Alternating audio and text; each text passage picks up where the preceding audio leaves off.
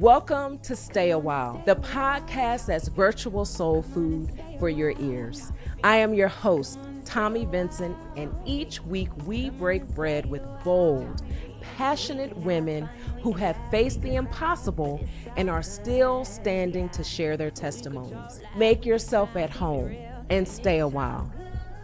Hey everyone, it's Tommi Vincent, your host of Stay a While podcast. And today joining us at the table, we have Tracy Wright.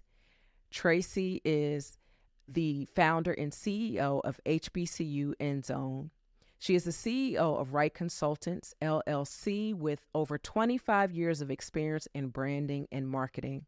Tracy also has strong educational roots as a product of historically Black colleges and universities. And last but not least, she is a proud member of Alpha Kappa Alpha Sorority Incorporated. Tracy, welcome to the table.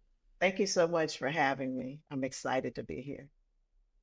Yes, thank you for joining me today. I am looking forward to our conversation. And the very first question I have for you today is, who is Tracy Wright? Wow. I would say you had a great introduction, but also I'm a mother. I have an adult son. Um, I'm, I think, a daughter. I have a great mom. My father's deceased, but I have very strong connection to her. I'm a sister, but I'm also someone who's really wants to be part of our community and work hard to. I, I've told people before that I live for my eulogy. So I try to live Mm, my life so that when I'm no longer here, the things that they say, it's like, well done. So that's the mhm. whole goal why I'm here. Nobody have to make anything up to make Nope. you sound good. Yes, I want my work to speak for me. I hear you on that one. So let's talk about your work, and can you share with us what is HBCU Endzone? Yes. So HBCU Endzone is a nonprofit, a 501c3 that I started. And one of the things is my passion. As a graduate, one of the things that I realized and I've always recognized is that a lot of HBCUs are historically underfunded.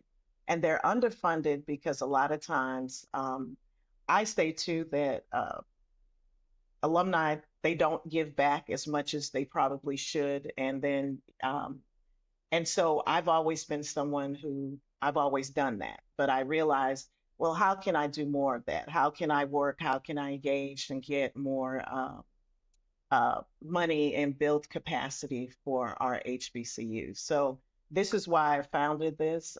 It's not just it's capacity building, but also to try to raise dollars for scholarships to give back to students because a lot of students they just need the opportunity.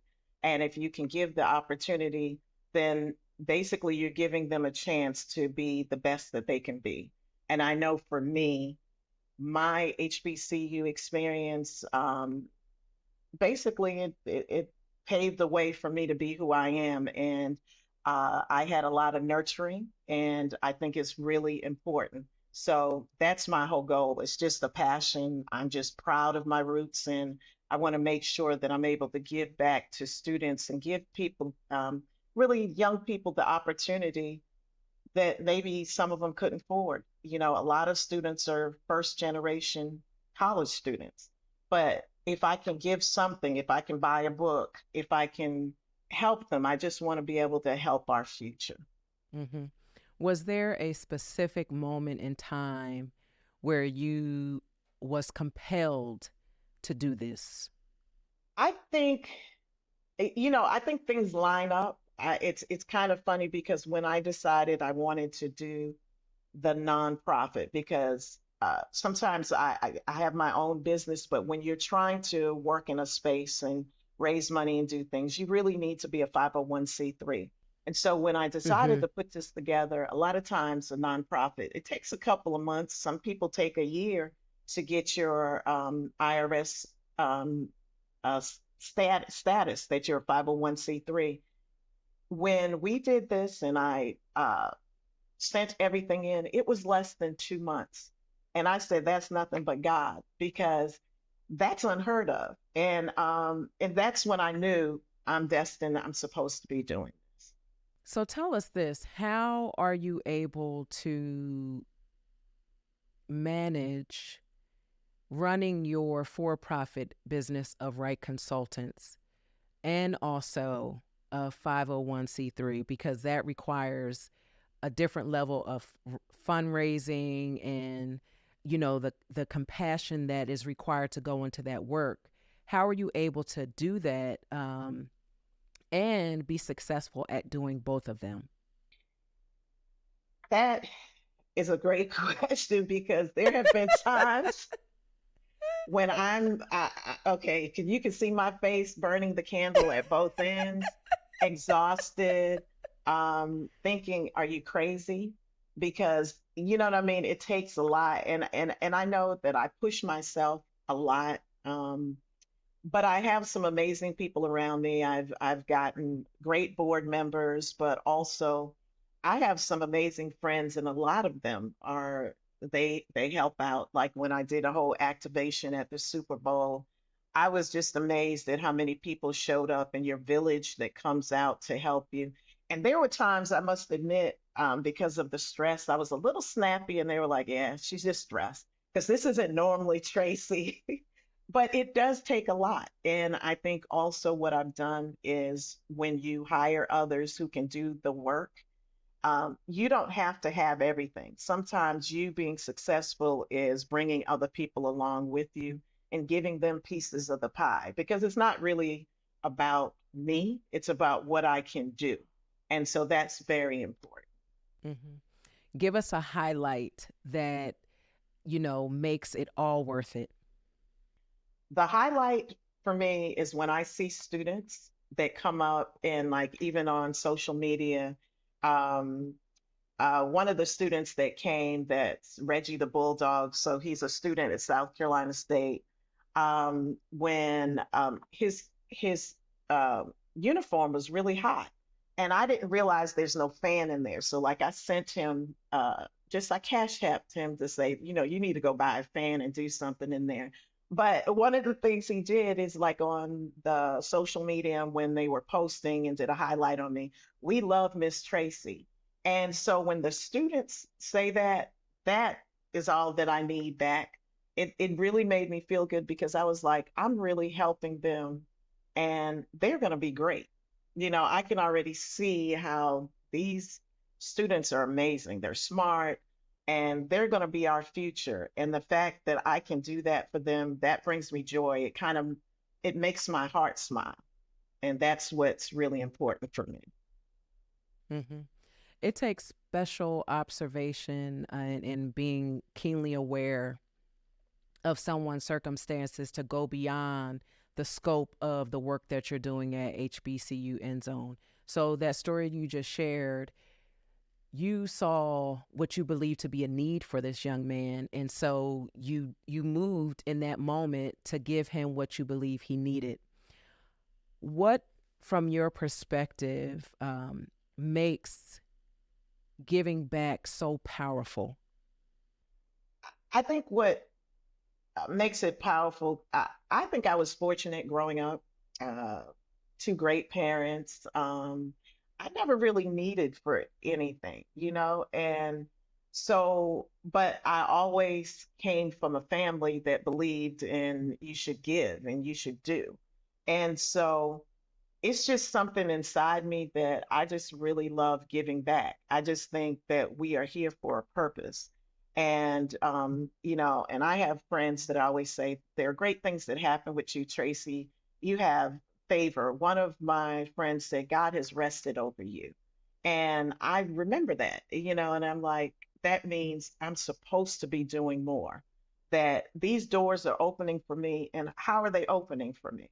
It's just little old me, but yet I meet the right people, and they lobby for me. You know what I mean? And so that's not, someone's moving them, and that's a higher power that's moving them. So if someone's moving people for me, then there's something I'm supposed to be doing. I have a destiny to do those things. And that's kind of how I see things because I don't think it's all me. I mean, I think I'm pretty nice, but it's still something else is moving it for me. You know what I mean? So I do Mm-hmm. really think that. Well, I would say um, that if God is moving people on your behalf, there's nothing little about you. You know, the assignment and the calling that's on your life is so big that He ensures that you have the need met so that you're able to fulfill the calling that is on your life. So there's nothing little, small about any of that. That, you know what? I'm going to agree with that. And I say that because things in life, and people will ask me, I've met a lot of great people, and they always wonder, everyone. And I don't know, and like you said, I think it's just everything aligns and there's a purpose and there's a reason. So I agree with you on Mm-hmm. I can imagine that as have been doing your work specifically with the students at the HBCU, whether they're current or recently graduates of the schools, that you encounter some students who are unsure. And if you're unsure, as a young person especially, if you're unsure about one thing, you could feel unsure about everything.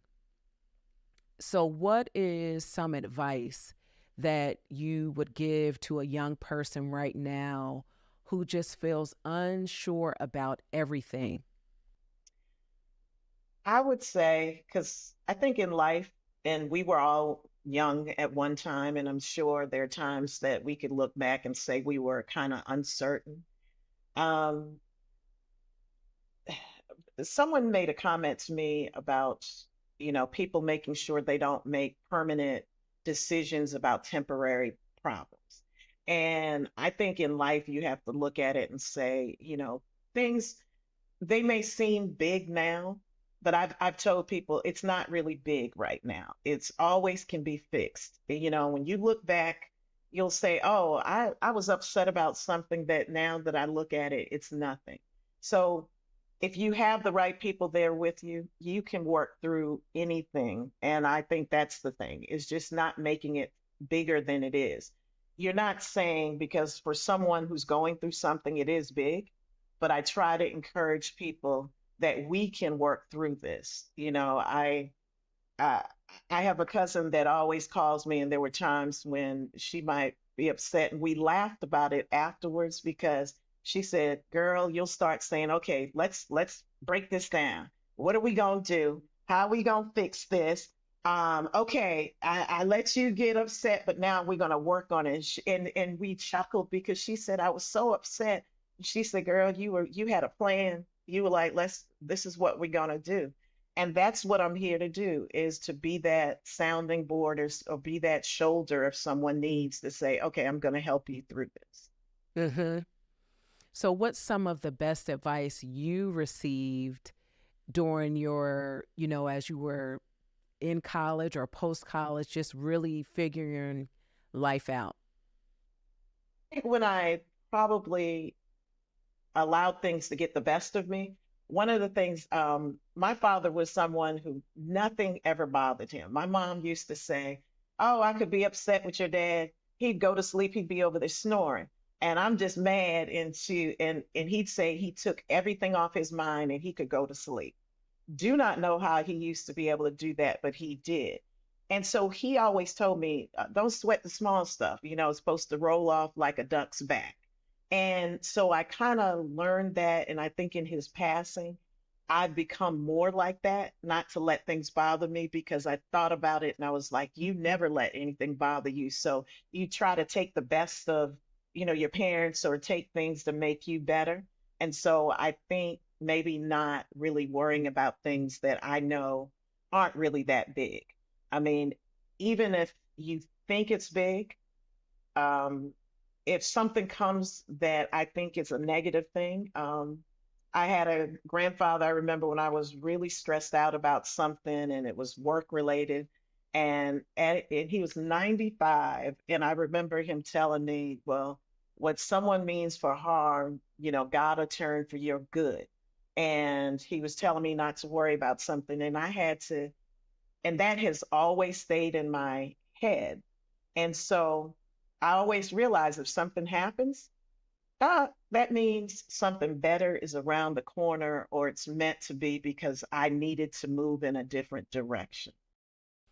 So you're a proud HBCU graduate and you have a lot of life experience post graduation.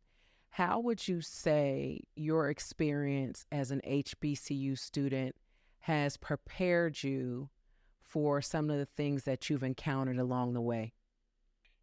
How it prepared me is just having a great belief in myself, believing that I could achieve.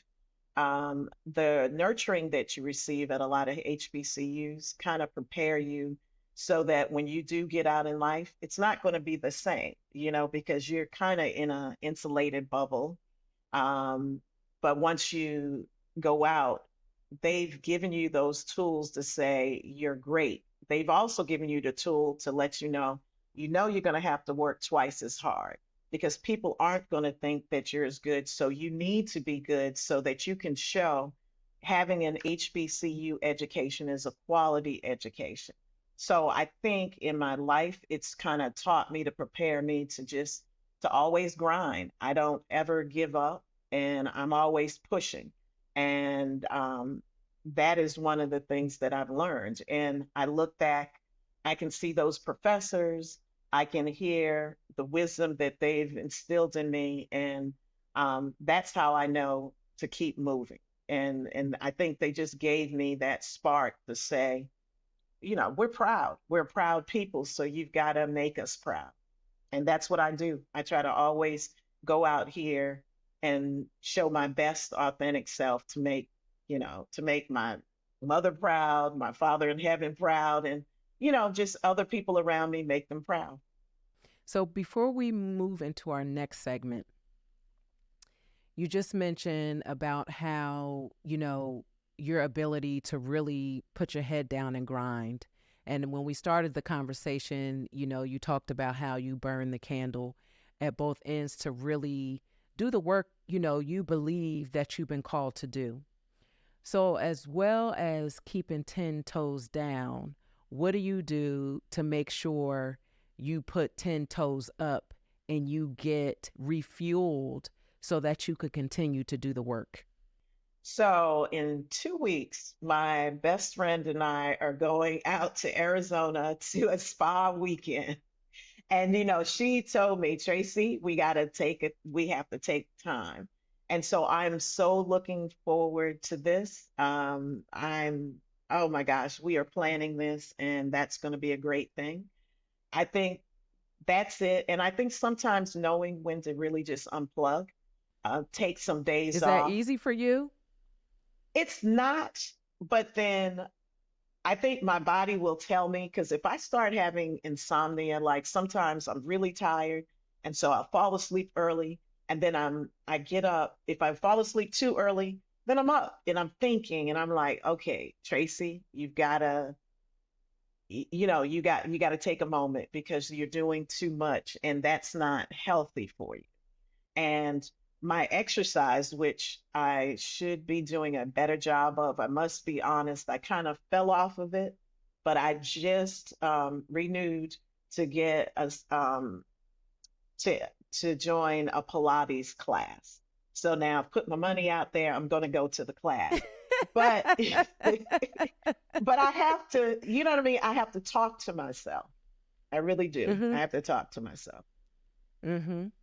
So our next segment is food is love. I love And that. so I don't know if you know this about me. I'm a chef. You're so And so in my conversations, food, we got to talk about some food. We just yes, have to. yes. And so my first question for you is what food best describes your personality and why?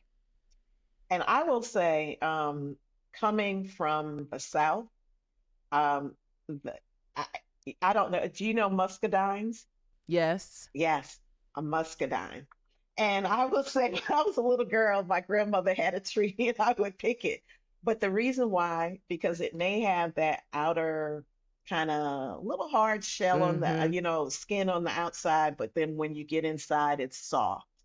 And I think that's me. I think sometimes because I do grind a lot or I do things, people might think I'm so hard, or Mm-hmm. strong when it comes to things. But I can be very soft on the inside. So I think to me, and it has that burst of flavor and stuff, and it's great. So I think that's what I would say that's me.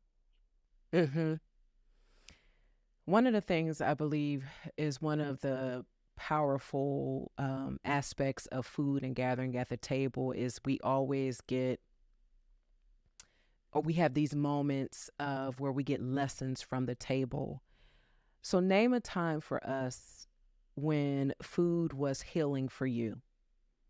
I will say it was probably during a time in coming from the South. One of the things that South Carolina, every time you would go visit, both of my parents came from large, they had large family. My mother, her parents 12, my father from 16. And so every time we had gatherings, it was around food. So, food was love because we would get together. You'd have family gatherings. They would, I don't, look, they would butcher hogs. I don't eat beef and pork anymore, but they would do that. And when I was younger, it was just a lot of that. And I remember, I will tell you the biggest moment I didn't realize that, I know that every time you go home, someone wants to feed you, and that's their love language. I remember when my father passed away and I was a daddy's girl. And so my mom's father, my grandfather, I remember I went to visit him and he's like 95 years old and um, he had some food. He's like, you got to eat. And I think because it took me a while to get over that. And I was just kind of a little depressed. I wasn't really eating, but he made sure he would not stop until I ate because he was eating.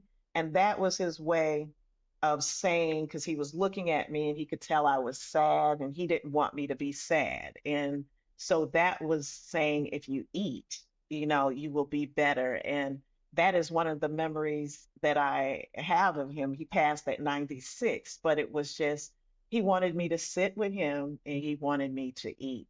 And that was the one time that I think food and being with him, it made me feel good. Mm-hmm. Mhm. Mm-hmm. I bet it did. It did, yeah. Does your family have an heirloom recipe that is passed down from generation to generation? So, something I love, and I think so because I think my grandmother used to make it. My mom, it's a cornbread dressing.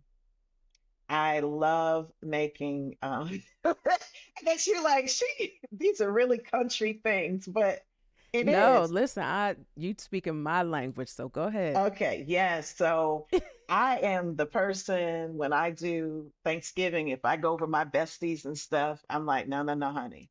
I'm bringing the cornbread dressing because you be making that stuff from I don't know what that is, but that is not it. And so even her kids are like, Miss Tracy, oh yeah, Miss Tracy brought that because they know. And I was like, I know your mama can't cook that, but that's my thing. So yes, cornbread dressing, I've done such a great job with that because it's that real one with the chicken liver and the gizzards and yeah, so Mm-hmm. that's what Mm-hmm. it is. Yeah, so I also make mine with the chicken gizzards and liver, but what I do is like on the stove, I'll steep all of the vegetables and with the chicken liver and the herbs and the spices, and then I will mash up the liver really fine, Mhm. but I strain the liquid. So that way, like all of the flavor is in the liquid, and then once it's mixed in with the cornbread and peppers and onions and all the things in the pan, Celery, yeah. yeah, it's just, you could taste it and everything, but like with my kids, my grandkids, nobody's like, what's that? What's that? Because they don't know. They would otherwise Ah, probably say they don't, I don't want to eat that. okay. So But you really, because it's so not you can't visible, see it. Gotcha. yes, Okay. yes, yeah. So I love, love, love cornbread dressing. Yes. That's a good idea for, you're right, so that you can't see it, but I love that. Mm-hmm. So now our final segment of this conversation is I'm bringing her to the table with me, and it is your opportunity to give another woman her virtual flowers because you would not be where you are today without her fingerprint on your life. Yes. So I'm going to say, because of course, I would say my mom, because she's, of course, gave birth to me, nurtured me, always supported me to be the person I am. So that's given that I always have to give homage to her. But one person that I probably would say, if there's probably two, but I'll bring one. And she's deceased now, but she's Miss Emily Clyburn. She's was Congressman Clyburn's wife. And I met her when I was doing some work with ESPN. And I kind of, even with them, I did a lot around the HBCU. So I told them about this HBCU Legends Award. And so we had an award where Congressman Clyburn was one of the individuals that came out to Florida. And I met his wife. And so she had a little mobility issue, but she was tiny, petite, but mighty. And so I remember we wanted to see the band that was performing in Disney. And so we had to go out there. So I said, don't worry about it. I got this wheelchair, and I like wheeled her, and it was a long way to get somewhere to do some to get to where we needed to be inside of Disney. But what I think we instantly bonded, because she saw by the time I pushed her and we were trying to make our way from, it was a long way. I was sweating. And and she was in this chair, but we got there. But then I think we just instantly had this connection. And when I tell you things in life, when I was moving and doing things, she would call people. And because of who her husband was, she opened so many doors for me. And and we would talk all the time. We would call. I remember when I wanted to talk to another congressman about something, and she would invite me. I met President Obama because of her, and just a lot of different individuals.